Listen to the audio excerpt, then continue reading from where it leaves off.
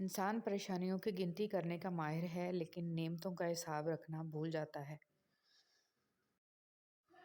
غلط سے غلط انسان کے لیے بھی اصلاح کا واحد راستہ محبت ہے۔ تنقید اور تلخی چاہے کتنی ہی حق پر کیوں نہ ہو، وہ اصلاح کے لیے کارگر ثابت نہیں ہوتی۔ رشتوں کے بازار میں آج کل وہ لوگ ہمیشہ ہی اکیلے پائے جاتے ہیں جو دل اور زبان کے سچے ہوتے ہیں۔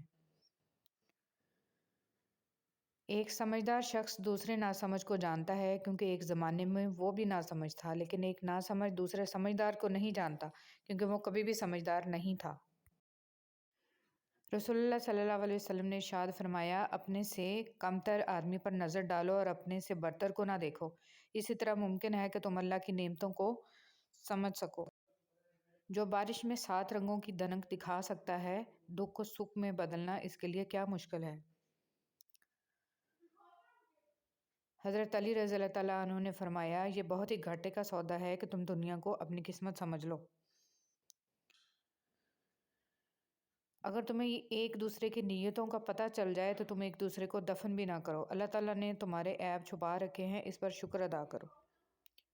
جو شخص روکھی سوکھی کھا کر بھی مطمئن رہتا ہے وہ سب سے زیادہ دولت مند ہے، کیونکہ اطمینان فطرت کی سب سے بڑی دولت ہے۔